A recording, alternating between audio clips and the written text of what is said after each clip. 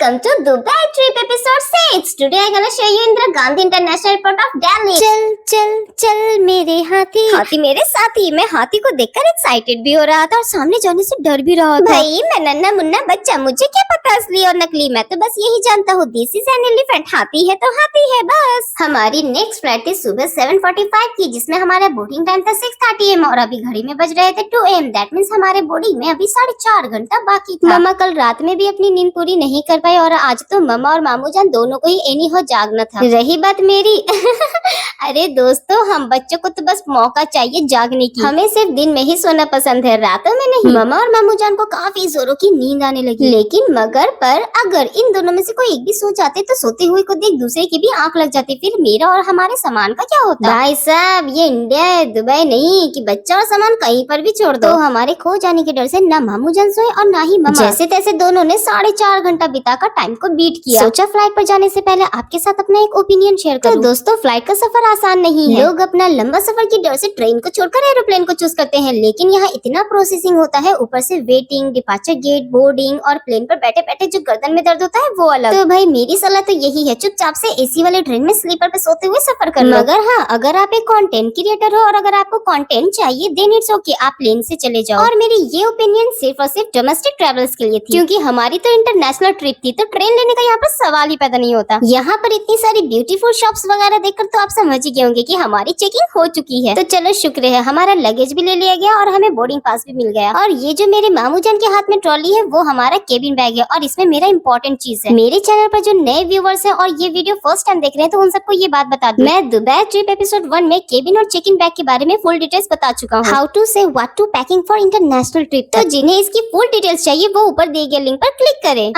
पर उससे पहले ये वीडियो पूरा देखें। यहाँ पर हो गया एक ऐसा सीन जिसे सुनकर शायद हमारे ऊपर अंडों और टमाटरों की बरसात हो। एक्चुअली रात का इतना लंबा समय बिताने के बाद हमें लग गई जोरों की भूख। मामू जान और मामा लग गए फूड कोर्ट ढूंढने और खुद अपनी आंखों से देखो ये लोग खाना ढूंढते ढूंढते कहाँ आ गए।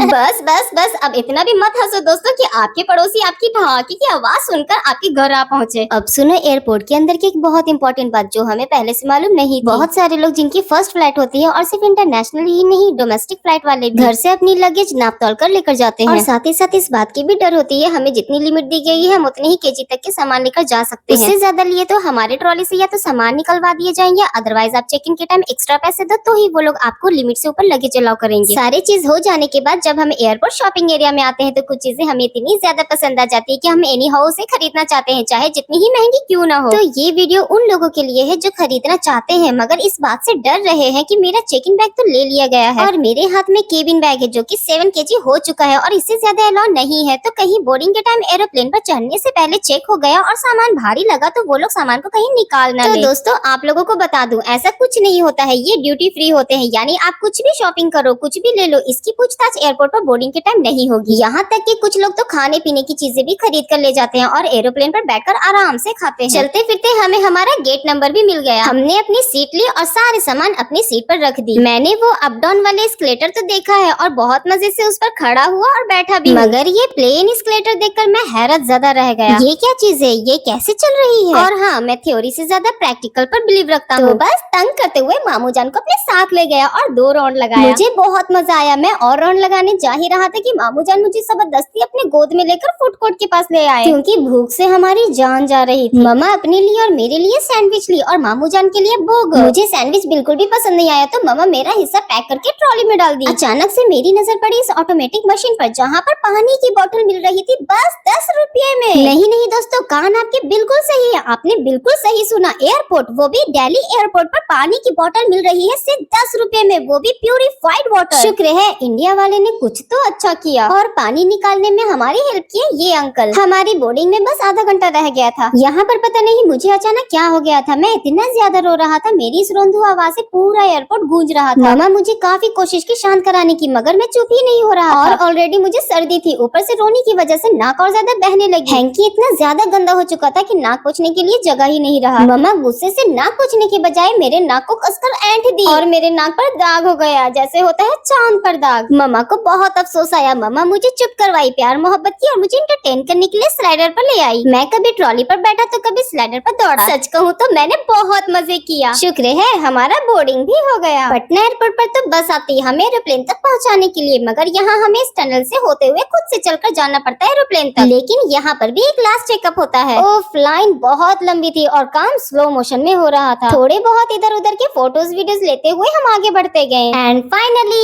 हमारा भी नंबर आ गया। चेक इन ऑफिसर ने हमारा बोर्डिंग पास लेकर हाफ पार्ट खुद रख लिया और बाकी के पार्ट्स हमें लौटा दिए। सारे प्रोसेसिंग हो जाने के बाद हमें एरोप्लेन के अंदर भेजा गया। फिर हम सब अपनी सीट ढूंढते हुए अपने अपने सीट पर बैठे। मामू जान ने ट्रॉली को केबिन में रखा। मामू जान के साथ यहाँ पर हुआ बहुत बड़ा हादसा, जिसकी वजह से हमारी 90% दुबई ट्रिप जर्नी हुई खराब। और वो हादसा क्या था, इसकी जानकारी के लिए मेरे चैनल के साथ बने रहे, क्योंकि इसकी डिटेल्स मिलेगी आपको मेरे कल के वीडियो में। साथ ही साथ दुबई पर होंगी हमारी लैंडिंग। वीडियो पसंद आई हो तो like share and subscribe. Stay tuned for the next vlog. तब तक के लिए अल्लाह हाफिज।